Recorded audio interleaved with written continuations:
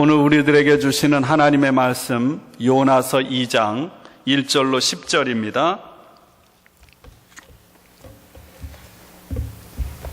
요나서 2장 1절로 10절 말씀. 우리 조금 길지만 일부 예배는 교독을 했는데요. 요나의 기도입니다. 그래서 우리 다 함께 1절부터 10절까지 봉독하겠습니다. 함께 봉독합니다. 요나가 물고기 뱃속에서 그의 하나님 여호와께 기도하여 이르되 내가 받는 고난으로 말미암아 여호와께 불러 아뢰었더니 주께서 내게 대답하셨고 내가 스올의 뱃속에서 부르짖었더니 주께서 내 음성을 들으셨나이다.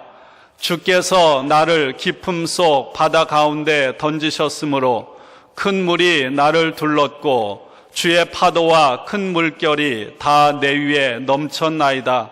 내가 말하기를 내가 주의 목전에서 쫓겨났을지라도 다시 주의 성전을 바라보겠다 하였나이다. 물이 나를 영혼까지 둘러싸우며 깊음이 나를 에워싸고 바다풀이 내 머리를 감쌌나이다. 내가 산의 뿌리까지 내려가 싸우며 땅이 그 빗장으로 나를 오래도록 막아 싸우나 나의 하나님 여호와여 주께서 내 생명을 구덩이에서 건지셨나이다. 내 영혼이 내 속에서 피곤할 때 내가 여호와를 생각하였더니 내 기도가 주께 이르러 싸우며 주의 성전에 미쳤나이다. 거짓되고 헛된 것을 숭상하는 모든 자는 자기에게 베푸신 은혜를 버려 싸우나 나는 감사하는 목소리로 주께 제사를 드리며 나의 소원을 주께 갚겠나이다. 구원은 여호와께 속하였나이다 하니라. 여호와께서 그 물고기에게 말씀하시매 요나를 육지에 토하니라. 아멘.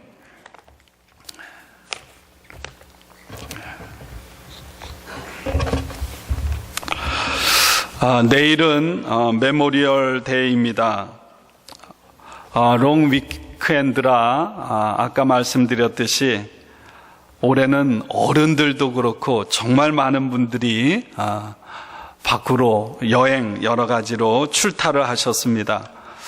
여러분, 메모리얼 데이는 나라를 위해서 목숨을 바친 군인들을 기념하는 국가 공식 기념일입니다. 지금부터 한 146년 전인 1868년 남북전쟁으로 목숨을 잃은 그런 군인들을 국가적으로 애도하기 위해서 시작된 것이 오늘의 메모리얼 데이입니다. 그러나 오늘날에는 군인들만이 아니라 그 의미와 범위가 확대돼서 이미 세상을 떠난 친구나 사랑하는 가족들을 기억하는 날로 지키기도 합니다. 많은 사람들이 여행을 떠나고 또는 그동안 미루어 두었던 일들을 하면서 보냅니다. 어떻게 보내든지 우리는 나라를 지키기 위해서 또 두고온 고국을 지키기 위해서 더 나아가 세계 곳곳에서 자신을 희생하며 섬기는 그런 많은 사람들을 생각하고 기억하며 감사하는 날이 되어야 할 것입니다. 또한 오늘은 이 땅에 감리교를 있게 한 존 웨슬레 목사님이 회심한 276주년 되는 그런 기념주일입니다. 제가 말씀을 전하기 전에 조금 짧은 동영상을 함께 볼 것입니다. 자막이나 나레이션에 좀 1700년대를 1900년대로 그렇게 잘못 기록한 오류도 있습니다. 한번 볼까요? 네.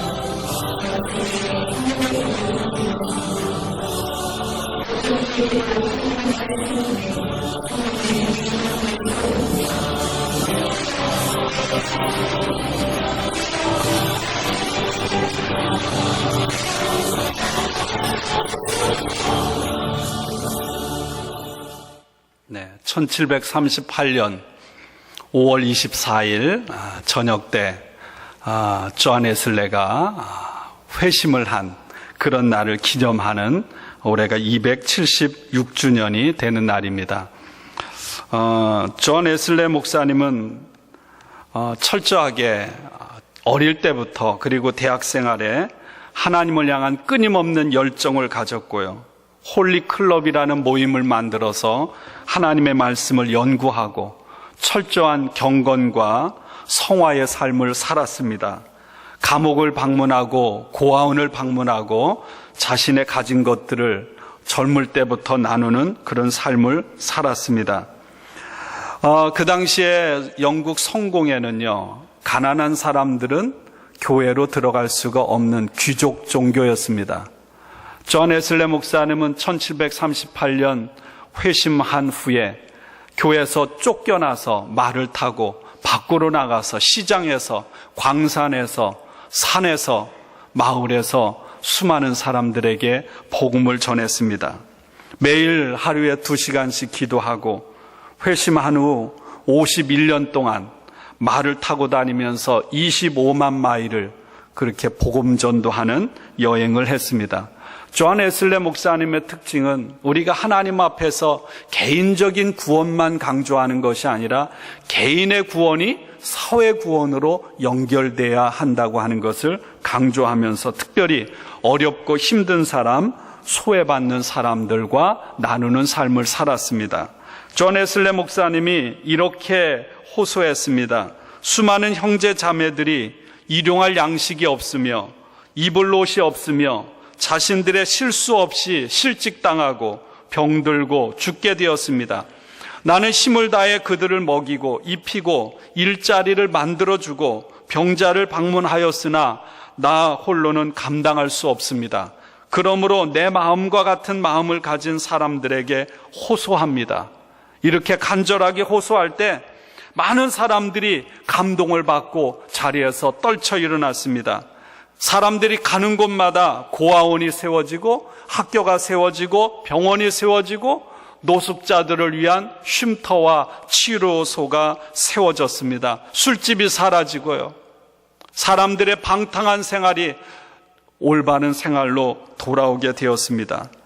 가는 곳마다 사람들에게 예수 그리스도 복음을 전하고 먹이고 입히고 치료하고 돌보는 그런 일을 하나로 열정을 다해서 감당함으로 산업혁명 이후에 서서히 몰락해가고 수많은 문제를 가지고 있는 영국 사회를 변화시켰을 뿐만 아니라 그 복음이 미국으로, 한국으로, 전 세계로 퍼지게 되었습니다. 저는 존 웨슬레의 회심을 통해 교파를 강조하는 것이 아닙니다. 존 웨슬레는 분명히 이렇게 말했습니다. 이 땅에 어떤 형식적인 껍데기만 남은 교파가 되고 복음의 정신을 잃어버린다면 그 교파는 이 세상에서 사라져도 좋다. 그것이 존 웨슬레 목사님의 그런 중심이었습니다. 오늘 우리는 메모리얼 데이를 하루 앞두고 그리고 또 이렇게 한 시대를 살아서 예수 그리스도를 믿는 복음으로 사회 전체를 구원하고 오늘 우리들에게까지 수많은 그런 생명과 영향력을 준 이분을 우리가 생각하면서 그 앞에서 우리 자신도 다짐하고 또 주님의 도우심을 구하는 그런 시간이 되었으면 하는 마음입니다. 성경에는 기억하라 라는 말이 참 많이 나옵니다. 오늘은 기억하는 날입니다.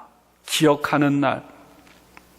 사랑에 빠진 연인들이 눈과 눈이 마주치고 마음과 마음이 불꽃이 일어나서 마음이 두근거리고 그리고 나서 처음 만난 그 만남을 평생 간직하고 잊지 않는 것처럼 내가 하나님을 처음 만나고 내가 예수님을 처음 만난 그날 우리는 잊을 수가 없습니다.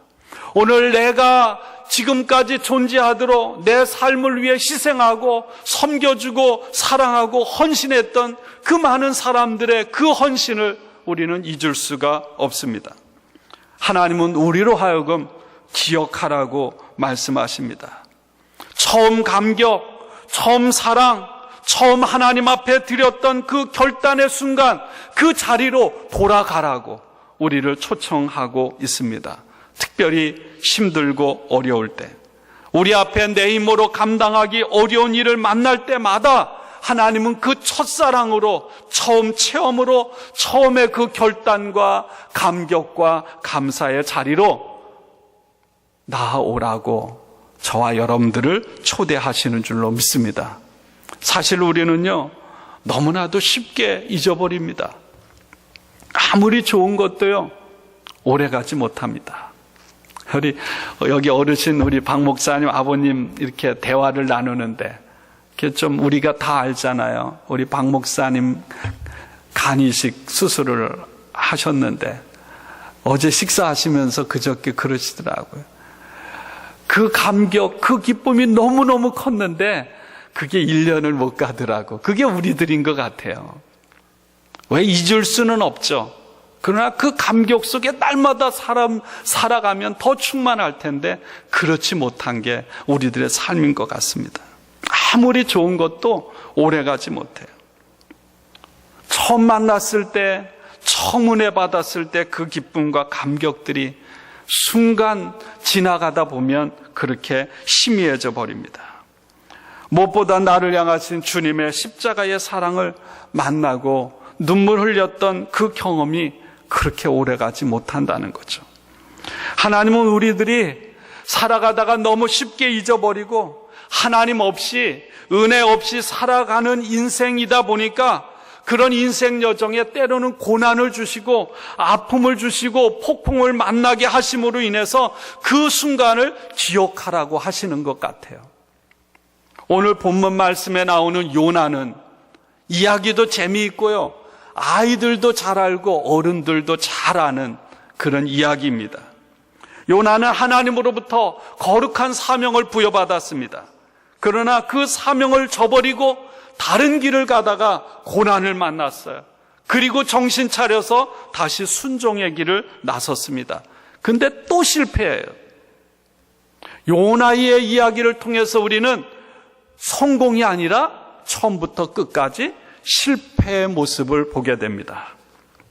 요나는 선지자로서 성공하지 못한 넘어진 사람입니다. 그런 면에서요, 요나는 우리에게 위로를 주고요, 소망을 줍니다. 요나는 우리의 부족하고 나의 연약한 모습을 그대로 보여주고 있기 때문입니다. 존 웨슬레 목사님이 거룩하고 경건한 삶을 살면서 모든 것이 다 계획대로 잘 이루어질 때 주님을 만난 게 아닙니다. 미국에 3년 동안 선교사로 왔지만 철저하게 실패하고 시련을 당하고 돌아가서는 구원에 대한 확신도 없이 불안함 속에서 방황하는 그때 주님을 만난 거예요. 요나는 하나님으로부터 니느웨로 가서 하나님의 말씀을 선포하라고 하는 선지자로서의 소명을 받았습니다. 그러나 요나는 하나님의 부르심인 니느웨와는 정반대의 다시스를 향해 나아갔습니다. 여러분, 요나의 모습에서 이런 모습을 봅니다. 하나님의 부르심을 받았을 때 요나는 그 주저앉아 있던 살아가던 자리에서 벌떡 일어나서 나아갔습니다.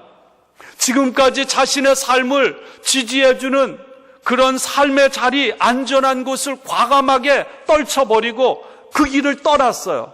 근데 문제는 니느웨로 간 것이 아니라 다시스로 갔다는 거예요. 요나 1장 3절에서는 그 이유를 이렇게 말합니다. 그러나 요나가 여호와의 얼굴을 피하려고 일어나 다시스로 도망하여, 이어집니다. 여호와의 얼굴을 피하여 그들과 함께 다시스로 가려고 뱃삭을 주고 배에 올랐더라. 요나는 일어나서 나아가긴 했는데 하나님의 명령을 받았을 때 하나님의 얼굴을 피하려고 다시스로 갔다는 거예요. 여러분, 요나가 하나님이 아무 사람을 부르지 않아요. 요나가 선지자로 부름이 있기 전에 그는 하나님을 바라보고 하나님을 항상 의지하고 하나님 얼굴 앞에 있는 그런 삶을 살았습니다. 주님과 함께하는 것이 기쁨이었고 그 앞에서 주님이 맡겨주시는 일을 감당해 왔습니다. 그래서 하나님은 많은 사람들에게 중에서 구별하여 그를 선지자로 세웠던 것입니다. 여러분, 신앙생활도 마찬가지예요. 처음 믿을 때 우리는 열정이 있습니다. 감격이 있습니다. 감사가 있습니다. 사모함이 있습니다. 모든 것이 기쁨이 넘치고 힘들지 않아요. 그런데 어느덧 여러분, 세월이 지나고 이런저런 경험을 하면서 유혹을 만나고 그러다 보면 열정도 식어집니다. 기쁨도 사라져요. 그것이 저의 모습이고 우리의 모습 아닙니까? 하나님께서는 요나로 하여금 니느웨로 가라고 명령하시는데 지금 다시스로 가고 있습니다. 여러분, 니느웨는 매력적인 곳이 아닙니다. 니느웨는 옛날 고대 도시인데 거기는 폐허에 세워진 도시예요. 역사는 오래됐지만 별로 소망이 없는 도시였습니다. 그러나 다시스는 새롭게 떠오르는 그런 매력적인 도시였어요. 하나님의 명령을 따라 일어서서 나아가긴 했지만 니느웨가 아니라 다시스로 가기를 원했다는 거예요. 하나님의 일을 감당하기를 원하지만 하나님의 뜻이 아닌 내 뜻, 내 방법대로 해달라는 것입니다. 하나님의 길을 가지만 십자가는 지지 않고 영광만을 원하겠다는 거예요. 여러분, 이것이 요나의 모습만이 아니라 저의 모습이요, 우리의 모습이에요. 저도 니느웨가 아니라 다시스로 가고 싶습니다. 세상에 성공하는 목회의 길을 걷고 싶어요. 화려하고 인정받고 이름 드러내고 영향력 드러내는, 아마 그것이 요나와 같이 우리들 모두의 소원일 것입니다. 오늘도 욥바라고 하는 항구에 니느웨로 가는 곳이 아니라 오히려 다시스로 가는 배편을 구입하고자 창구 앞에 줄줄이 모여 서 있는 그런 많은 성도들을, 목회자들을 만날 수 있습니다. 세상에서 잘 나가는 길, 화려하게 성공하고 싶은 길. 요나는 다시스로 가는 배 티켓을 구입하고 꿈과 기대를 가지고 그 길을 나아갑니다. 여러분, 니느웨는요, 육지로 뜨겁고 힘든 사막을 거쳐 횡단해야 갈 수 있는 곳이에요. 그러나 다시스는 비록 풍랑이 일고 위험한 상황이 있지만 그러나 훨씬 더 편안하고 훨씬 더 멋있고 훨씬 더 아름다운 길이었습니다. 근데 여러분, 전혀 예기치도 못한 갑작스러운 상황이 닥쳤습니다. 선장과 선원의 힘으로는 감당할 수 없는 폭풍우가 몰아쳐 온 것입니다. 그리고 요나는 결국 바다에 던져졌습니다. 그리고 물고기에 의해서 삼켜졌어요. 목숨을 건지고 나서 처음에 하나님께서 명령하신 니느웨로 가서 말씀을 전했습니다. 여러분, 오늘 3장 4장에 보면 요나는 니느웨로 가서 하나님의 말씀을 전하는데 사랑하는 마음으로 감당하지 않아요. 니느웨를 증오합니다. 왜? 이스라엘과 원수진 나라인데 어떻게 사랑할 수 있겠어요? 니느웨 사람들을 경멸했습니다. 사랑하지 않고 마지못해 하나님의 말씀을 전한 거예요. 그런데 하나님께서는 박넝쿨이 시들어가는 모습을 통해 요나를 깨닫게 하십니다. 그래서 당신의 도구로 사용하세요. 요나가 다시스로 가는 배에 갑자기 폭풍이 일어나자 그것이 바로 자신 때문임을 깨닫게 되고 뱃사람들에게 나를 들어 저 바다에 던지라고 말씀합니다. 그렇게 하자 폭풍이 금방 그쳤어요. 오늘 저희들이 함께 읽은 요나 2장은 물고기 뱃속에서 요나가 드리는 기도입니다. 요나는 바다에 던져졌습니다. 그런데 하나님께서 미리 예비하신 큰 물고기로 하여금 요나를 덥석 삼키도록 하셨습니다. 그리고 사흘 동안 요나는 물고기 뱃속에서 기도했다는 거예요.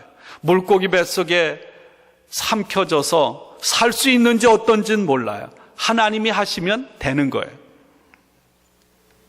물고기 뱃속에서 요나는 비로소 하나님께서 자신을 부르신 사명을 깨닫게 되는 것입니다. 여러분, 물속의 뱃속이라는 것이 무엇일까요? 제한된 공간이에요. 차단된 곳입니다. 빛이 들어올 수 없어요. 소망이 없습니다. 생명이 없어요. 무덤과 같은 곳입니다. 광야와 같은 곳이에요. 사막과 같은 곳입니다. 예수님으로 치면 십자가에 죽고 아리마대 요셉의 무덤에 갇혀있는 순간과 같습니다. 모든 것이 끝났습니다. 아무런 기대도 소망도 붙잡을 수 없어요. 모든 것이 끝났어요. 죽음입니다. 그곳에서 요나가 기도하는 것입니다. 여러분, 우리도 살아가다가 어떤 절망을 만나면, 불안을 만나면 우리도 기도해요. 살려달라고. 그런데 오늘 말씀을 보면 요나의 기도는 그런 기도가 아니었다는 거예요. 위기를 만났을 때 그 위기에서 벗어나기 위해서 살려달라고 그렇게 부르짖는 기도가 아니라, 여러분, 요나의 기도는 완벽한 하나의 찬양입니다. 찬양이에요. 시편의 그 고백을 하고 있는 거예요.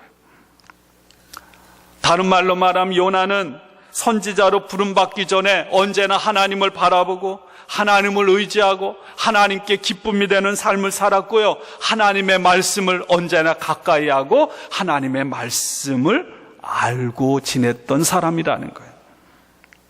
물고기 뱃속에 던져졌지만 요나는 죽게 되었다고 살려달라고 슬퍼하며 한탄 가운데 울부짖고 그렇게 한 것이 아니라 물고기 뱃속에서 도저히 상상도 할 수 없는 절망과 고통의 한가운데서 오히려 하나님을 찬양하고 하나님 앞에 감사하는 기도를 드렸다는 거예요.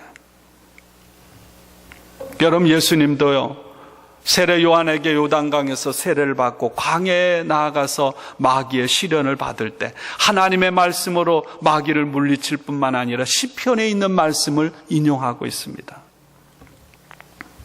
여기 시편의 1편부터 150편까지의 시편의 기도의 70% 이상, 아마 75%는 다 탄식 기도입니다. 우리의 삶이라는 것은 우리는 언제나 구름 한 점 없는 아주 평탄한 인생을 살기를 원하지만 우리의 인생은 그런 날보다 고난이 더 많아요. 그래서 시편 150편 전체 70% 이상이 탄식시예요. 하나님 어디 계십니까? 내가 이렇게 죽어가는데 왜 어찌하여 하나님 나를 외면하시고 건져주시 않습니까? 그러다가 모든 시편은 한 가지 결론으로 결론을 맺습니다. 그런 절망적인 고통의 상황 가운데서 오히려 하나님께 소망을 두고 하나님을 찬양하는 거예요. 오늘 요나가 물고기 뱃속에 갇혀서 기도하는데 요나의 기도는 하나님을 향한 찬양, 하나님을 향한 감사였습니다. 저와 여러분들의 삶이, 우리의 현실이, 우리의 상황이 어떠하다 할지라도 그 절망적인 어둠과 고통 가운데서 하나님을 향한 찬양, 하나님을 향한 감사가 끊이지 않기를 주님의 이름으로 축원합니다. 여러분, 하나님께서 기독교 2000년 역사에 하나님의 교회에 준 가장 완벽한 기도가 시편의 그 노래입니다. 그래서 우리가 기도할 때 그냥 우리의 마음의 생각들을 아뢰는 것도 중요하지만 가장 완벽한 기도, 가장 능력 있는 기도, 가장 온전한 기도는 우리가 시편에 있는 말씀을 묵상하고 그 기도를 나의 기도로 드리는 거예요. 요나는 물고기 뱃속에 갇혀서 죽을 상황 가운데서도 자신이 배운 대로 하나님 앞에 기도하는 가운데 하나님께서 자신에게 본래 맡겨주신 사명을 깨닫고 하나님께로, 하나님이 원하시는 방향으로 돌아선 줄로 믿습니다. 사랑하는 성도 여러분, 저 자신은 물론 저와 여러분들이 하나님 없이 달려가는 인생 되지 않기를 축원합니다. 또한 달려가되 하나님의 뜻과는 정반대로 다시스로 달려가는 인생이 되지 않기를 주님의 이름으로 축원합니다. 날마다 하나님 말씀 앞에 나 자신을 세우고 그 하나님 말씀 앞에 순종해서 하나님이 이끄시는 대로 나아가는 우리 모두가 되기를 원합니다. 어떤 상황 가운데서, 특별히 죽음과 같은 최악의 상황에서 절망하고 낙담하고 슬퍼하고 원망하는 것이 아니라 하나님으로 인하여, 예수님으로 인하여 찬양하고 감사하는 삶이 바로 이 자리에 예배드리는 저와 여러분들을 통해서 이루어지기를 원합니다.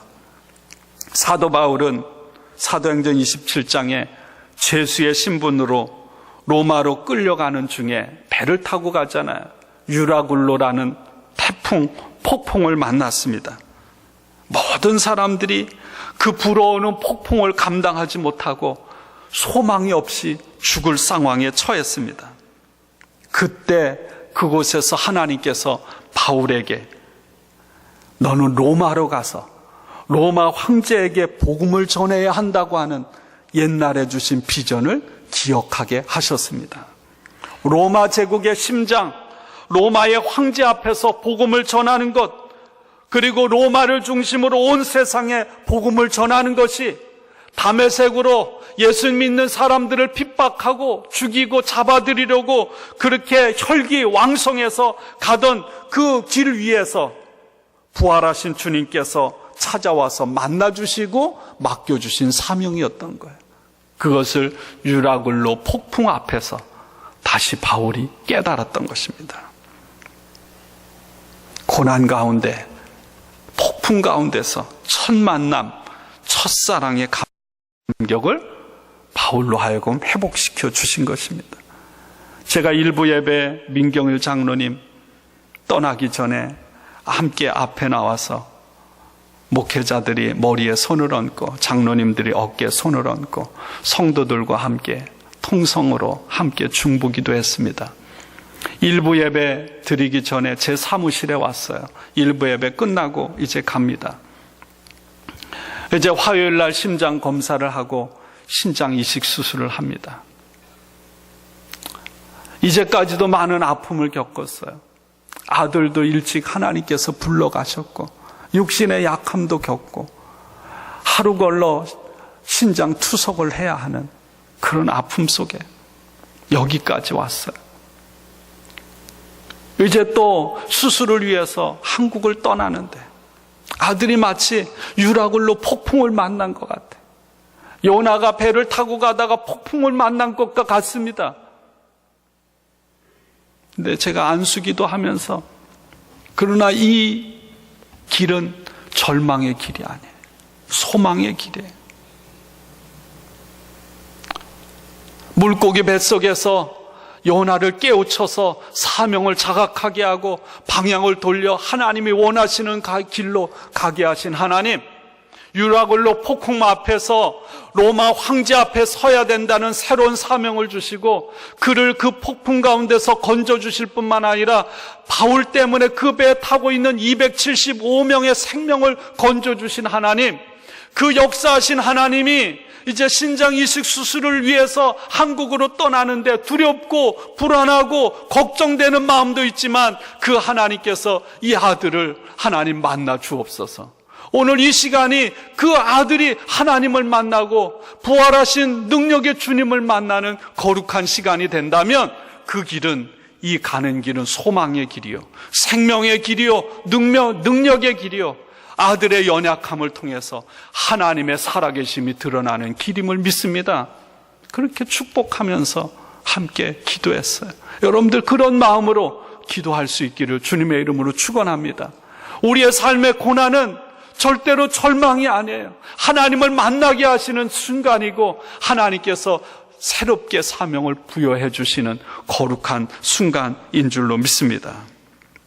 오늘 메모리얼 데이 연휴에 그리고 조한 웨슬레 회심 기념주의를 맞으면서 우리는 이분들이 걸었던 삶, 가르침을 기억하며 다시금 우리 자신의 본연의 삶의 자리와 사명을 회복하는 시간이 되기를 원합니다. 우리를 향하신 끊을 수 없는 하나님의 사랑, 예수님의 십자가의 그 크고 놀라우신 사랑을 기억하며 오늘 이 교회 예배당, 이 성전 안에서 이곳이 마치 물고기 요나의 뱃속과 같이 유라굴라 폭풍이 이는 가운데 떠있는 작은 배와 같이 이곳이 바로 살아계신 하나님을 만나고 하나님께서 나를 처음 만나주신 때의 감격과 감사와 은혜와 눈물을 회복하고 충만해서 세상으로 삶의 자리로 나아가는, 그래서 사명을 감당하는, 생명을 살리는 우리 모두가 되기를 주님의 이름으로 간절히 축원합니다.